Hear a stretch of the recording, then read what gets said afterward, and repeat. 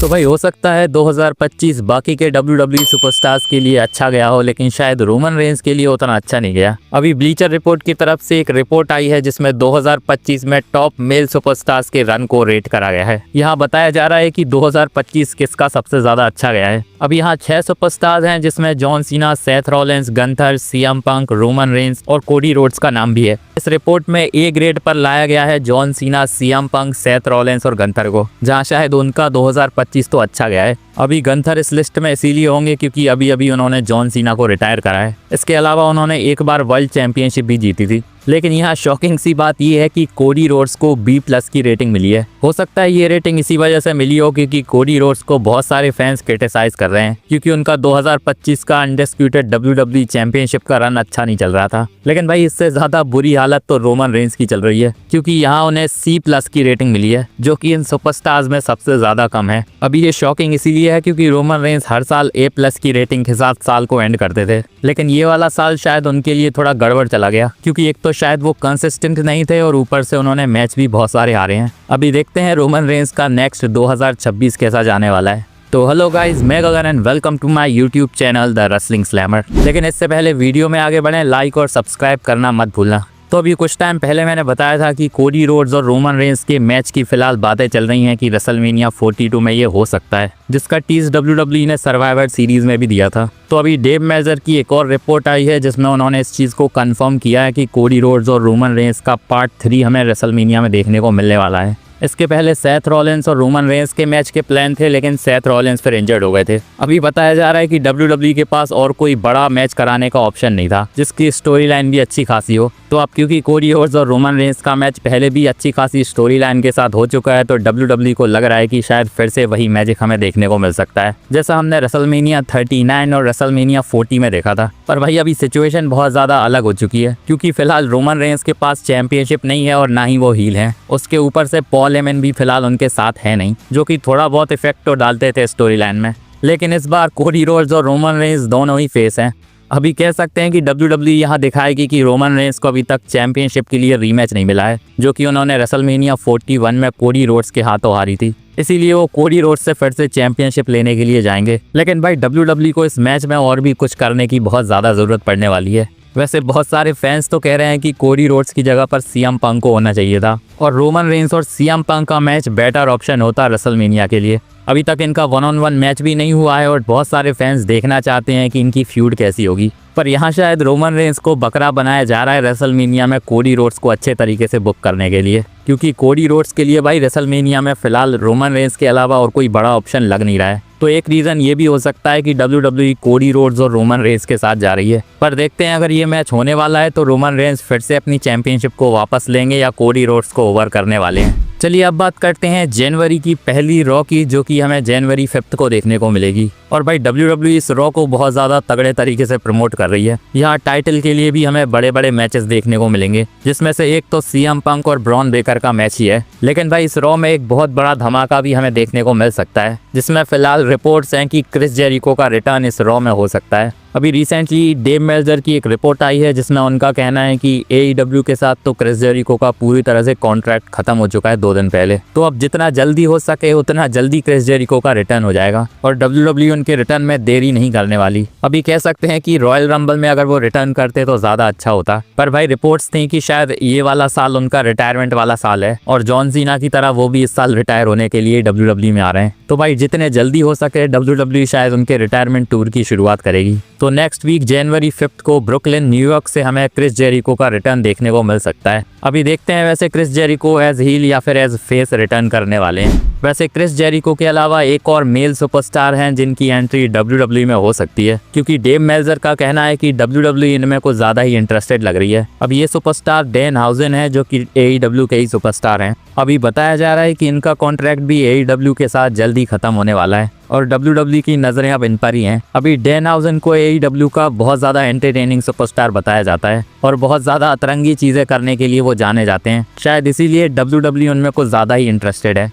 फिलहाल वैसे ये पता नहीं है कि उनका कॉन्ट्रैक्ट AEW के साथ ख़त्म कब होने वाला है। क्योंकि उसके बाद ही WWE उन्हें WWE में लेकर आ सकती है। इसके अलावा भाई रिटर्न की बात कर रहे हैं तो एक और रिटर्न है जो कि हमें WWE में देखने को मिल सकता है। अभी ये WWE की फॉर्मर डिवास चैंपियन पेज हैं। अभी पेज का WWE में जब वो थी तो उनका इन रिंग करियर खत्म हो चुका था और WWE ने क्लियर नहीं कर रही थी रेसल करने के लिए, जिसके बाद हमने उनका AEW में डेब्यू देखा था। लेकिन शायद पेज को वहाँ भी कोई ज़्यादा मज़ा नहीं आया। अभी इसी साल उन्होंने AEW को छोड़ा था, लेकिन अभी रिसेंटली किसी हाउस शो में उन्होंने रिटर्न करा है और यहाँ उन्होंने WWE वाले थीम सॉन्ग को यूज़ करा है जो कि हमें उनके एंट्रेंस के टाइम पर देखने को मिलता था। अभी वैसे शायद WWE किसी को अलाउ नहीं करती है उनके थीम सॉन्ग यूज़ करने के लिए। तो भाई अब फैंस को लग रहा है कि पेज का रिटर्न बहुत जल्दी WWE में होने वाला है। अभी रॉयल रंबल बहुत ज़्यादा पास है तो हो सकता है पेज हमें रॉयल रंबल में ही देखने को मिल जाए।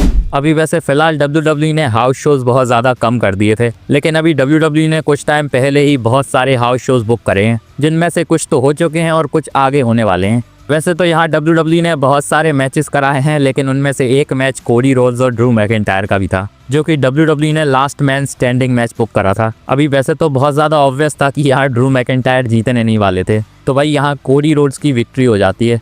लेकिन वहाँ के फैंस बहुत ज़्यादा अपसेट लग रहे थे कि ड्रू मैकिंटायर हार गए। अभी सोचो ये तो बस लाइव शो था, लेकिन WWE अब कुछ टाइम बाद इनका 3 स्टेजेस ऑफ हेल मैच कराने वाली है और अगर वहाँ ड्रू मैकिंटायर हार जाते हैं तो शायद बहुत ज़्यादा बैकलैश मिलने वाला है WWE को। पर कह सकते हैं कि वहाँ का रिजल्ट भी बहुत ज़्यादा प्रेडिक्टेबल लग रहा है अगर WWE कोई शॉक प्लान नहीं कर रही है तो। वैसे 3 स्टेजेस ऑफ हेल वाली स्टोपुलेशन वाला WWE की पूरी हिस्ट्री का 6वां मैच होने वाला है और इससे पहले भी 5 मैचेस ऑलरेडी हो चुके हैं।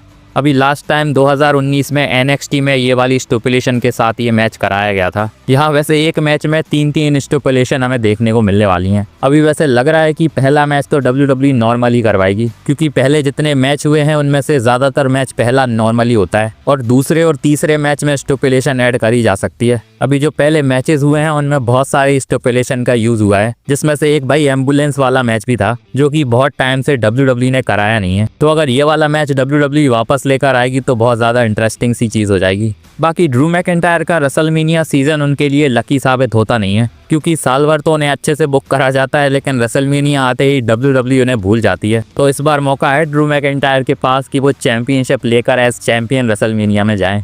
अभी वैसे जो ये हाउस शोज हो रहे हैं वहाँ AJ स्टाइल्स भी हमें देखने को मिले थे। देखकर लग रहा है कि AJ स्टाइल्स के साथ एक कंट्रोवर्सी हो गई है, क्योंकि यहाँ एक फैन AEW वाला टाइटल लेकर आया था और चाहता था कि AJ स्टाइल्स उस पर साइन करें। अब यहाँ AJ स्टाइल्स ने उस फैंस के लिए अच्छी बातें बोली, लेकिन टाइटल को साइन नहीं किया, जो कि वैसे बहुत ज़्यादा ऑब्वियस था क्योंकि वो AEW का टाइटल था। तो AJ स्टाइल्स अगर उसे साइन करते तो प्रॉब्लम हो जाती उनके लिए। लेकिन भाई इसके बाद अब AJ स्टाइल्स को AEW के फैंस बहुत ज़्यादा बैश कर रहे हैं, क्योंकि ऐसा ही इंसिडेंस एक बार पहले भी हो चुका है जो कि AEW में हुआ था। यहाँ एक फैन WWE का टाइटल लेकर आया था, जहाँ AEW के सुपरस्टार डार्बी एलन ने उस पर साइन करे थे। तो यहाँ फैंस का कहना है कि AEW को इन सब चीज़ों से प्रॉब्लम नहीं होती, लेकिन WWE बहुत ज़्यादा स्ट्रिक्ट हो रही है और AJ स्टाइल्स को भी उस AEW वाले टाइटल को साइन कर देना चाहिए था। अभी हो सकता है भाई दोनों कंपनी के रूल्स अलग अलग हों, तो AJ स्टाइल्स को बैश करना अच्छी बात नहीं है। वैसे इस वाले हाउस शो में जॉन सीना के लिए भी बहुत सारे सुपरस्टार्स ने ट्रिब्यूट दिया था, जिनमें R-Truth, Sami Zayn, Shinsuke Nakamura, CM Punk जैसे सुपरस्टार्स थे। यहाँ ये सारे सुपरस्टार्स अपने अपने मैचेस में जॉन सीना का मूव एटीट्यूड एडजस्टमेंट लगा रहे थे। तो भाई शायद जॉन सीना ने भी इस चीज़ को नोटिस कर लिया है, क्योंकि रिसेंटली उन्होंने अपने इंस्टाग्राम पर इसकी एक पिक्चर पोस्ट करी है, जिसमें शिंसुके नाकामुरा, सैमी ज़ेन और R-Truth हमें एल ग्रांडे अमेरिकानोस के ऊपर एटीट्यूड एडजस्टमेंट लगाते हुए नजर आ रहे हैं। अभी नेक्स्ट ईयर WWE बहुत ज़्यादा तगड़े पेपर व्यूज़ प्लान कर रही है, जिनमें से शायद बहुत सारे पेपर व्यूज़ हमें US से बाहर देखने को मिल सकते हैं। अभी रिसेंटली रेसलबोर्ड की रिपोर्ट आई है कि इनमें से एक पेपर व्यू बैकलैश होने वाला है, जो कि पोर्टो रिको से हमें May 9 को देखने को मिलेगा। अभी शायद 2023 या 24 में WWE ने एक बैकलैश वहां से करवाया था, जिसमें हमें बैड बनी देखने को मिले थे। भाई उस पेपर व्यू को बड़ा तगड़ा सा रिस्पॉन्स भी मिला था। अभी हो सकता है 2026 में बैड बनी फिर से हमें इस पेपर व्यू में देखने को मिल जाए।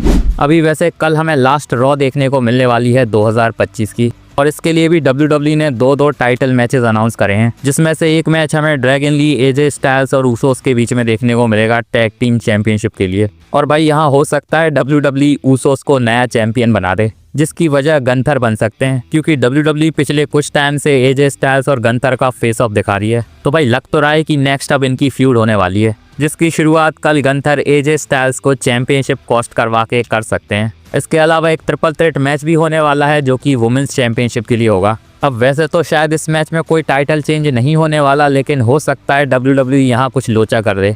बहुत सारे फैंस का मानना है कि शायद ब्री बेला हमें यहाँ देखने को मिल सकती हैं, जो कि निकी बेला को टाइटल जीतने में मदद करेंगी। अभी फैंस ये इसीलिए कह रहे हैं क्योंकि ब्री बेला ने रिसेंटली निकी बेला के इस मैच को प्रमोट करा है इंस्टाग्राम पर। लास्ट टाइम जब सर्वाइवर सीरीज में निकी बेला को चैंपियनशिप के लिए मैच मिला था तो वहां उन्होंने प्रमोट नहीं करा था, तो फैंस को लग रहा है कि ये इंडिकेशन है कि ब्री बेला का रिटर्न होने वाला है। वैसे जिस हिसाब से स्टेफनी बकार का रेन चल रहा है, हो सकता है निकी बेला को चैंपियनशिप मिल जाए। बाकी मुझे लग नहीं रहा है कि WWE कोई भी यहाँ टाइटल चेंज कराने वाली है। इसके अलावा बताया जा रहा है कि कल विजन रॉ को ओपन करेगी। अभी नेक्स्ट वीक ब्रॉन बेकर और सीएम पंक के मैच से पहले ये लास्ट रॉ होने वाली है, तो यहाँ WWE सीएम पंक और ब्रॉन बेकर का कुछ लोचा दिखाएगी। इसके अलावा ऑस्टिन थ्योरी और रे मिस्टीरियो का मैच भी रॉ के लिए प्लान्ड है, तो भाई कल की रॉ भी हमें अच्छी खासी देखने को मिल सकती है। बाकी भाई अगर मेरी ये वीडियो अच्छी लगी हो तो इसे लाइक और चैनल को सब्सक्राइब ज़रूर कर लेना और बेल आइकन को भी दबा देना ताकि मेरी वीडियोस की अपडेट्स आप तक पहुंचती रहें। मिलते हैं नेक्स्ट वीडियो में, धन्यवाद।